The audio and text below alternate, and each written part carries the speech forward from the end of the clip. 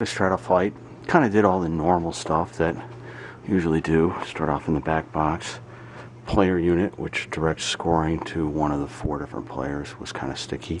Got that all straightened out now, so it resets nicely. Oops. Like that. Credit unit, set that on free play. Match unit, that really didn't, I needed just very little service. Adjusted the point relays. Under the playfield, pretty much the standard stuff. We have the ball count unit and the player unit. They needed a little service, not too bad. Has that typical problem with the 4th player position switch being on the wrong side of that white activator there. That happens a lot on Williams games.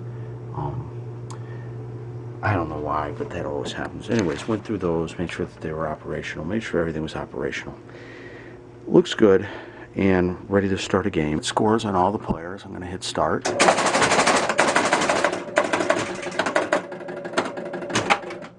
Resets everything. Gives me, starts at a 1,000-point bonus. Typical. Kicks the ball to the shooter lane. Just like it should. But here's the thing. If we take the ball, we put it up in here, works great. But notice none of the pop bumpers work. None of them. And the slingshots don't work either. But the flippers work. And the other stuff basically works and scores. Just this stuff, 2 slings, and this doesn't. Now, what's the difference about these coils? Well, these are the DC coils that run on DC power. Everything else runs on AC. So perhaps we have a problem with the DC circuit. So here's the schematics, and if we go to the bottom here, you can see this little circuit here where it shows left kicker, left center, and right jet bumper. And all these are in a separate area surrounded by this right here, which is the bridge rectifier. So what happens is you take AC in, here this is an AC line, and this is an AC line, and then it outputs DC. You can see the minus and the plus here.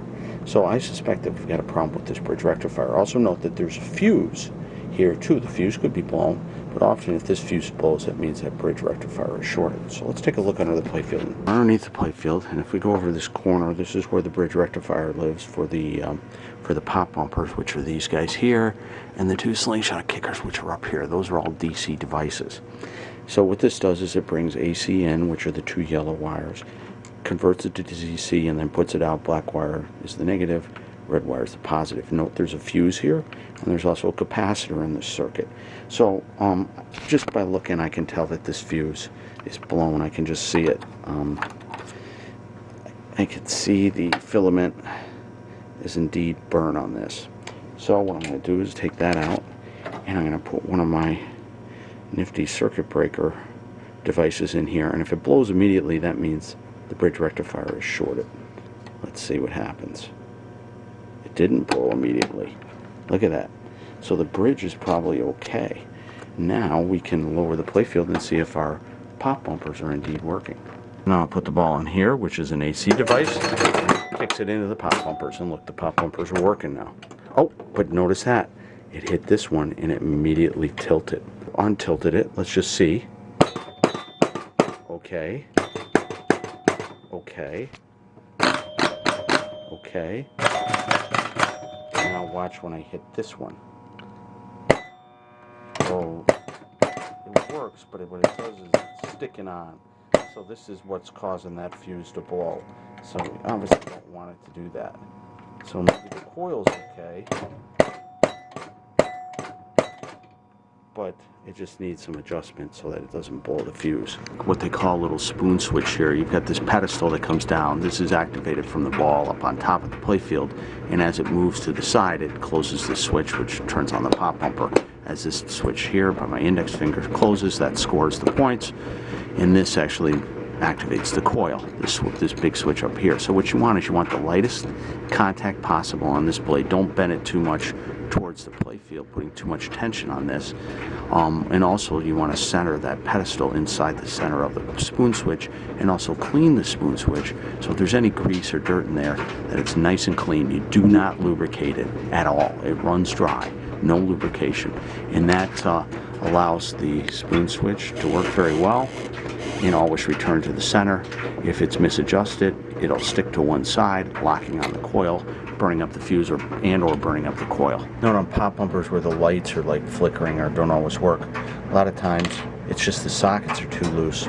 So I take my needle nose pliers and I just tweak these two outside things just a bit together so that when I put my light bulb in, it goes in tough and stays in place and it doesn't wiggle around, and that'll stop the bulbs. Actually, it'll save the bulbs from burning out because the filaments don't rattle around in there, and also it increases the connectivity between the socket and the bulb so that they stay lit.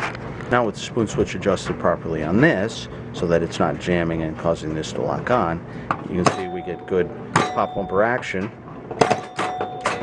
from these guys, and it's not blowing the fuse or locking on either.